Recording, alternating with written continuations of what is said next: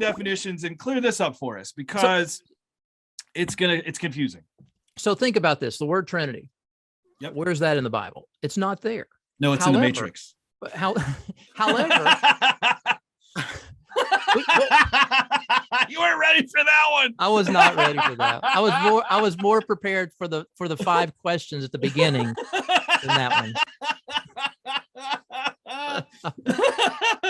I gotta recover some. All right. So let me here we go. So take the word Trinity, for example. Yeah. It's not in the Bible, but Right. what we have is a very robust theological undergirding foundation for that concept.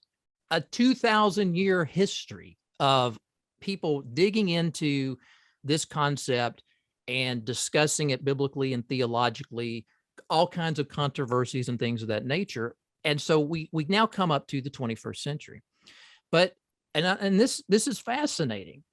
The concept of mission theology, if you will, the church really did not get serious about developing a robust theology of mission until about the mid 20th century.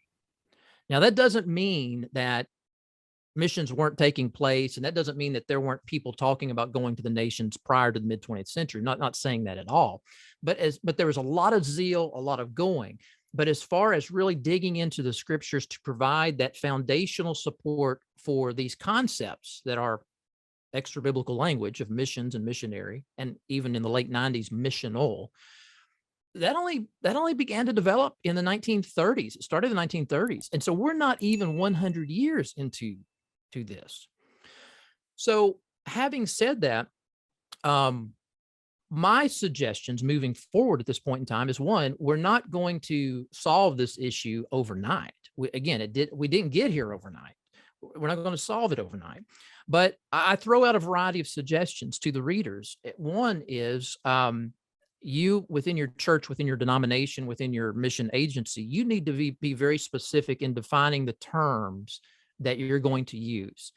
But you're going to have to recognize that while you use in-house language, when you're outside of your tribe, you're going to have to, when you use those same terms, you're going to have to spend some time defining what you mean so that others in the room will know what you're talking about.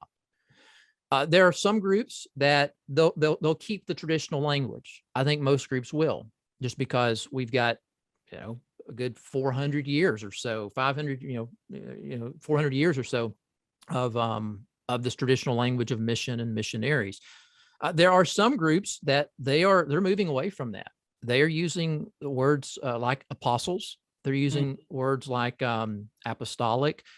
There's some groups, I saw one church was referring to, we're going to have an update, from those that we've sent out.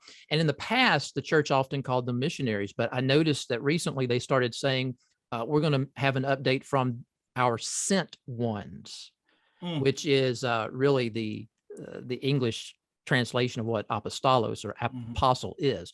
And so you're going to see things like that as we move forward. But right now we find ourselves in a cloud, a fog, if you will, when it comes to language, and there's no easy way to move forward in this. I would just say you just need to be very clear in the language you use in defining how you're using it, and then recognize that when you step outside of your circle of influence, you're going to have to. You can't assume everyone knows what you're talking about.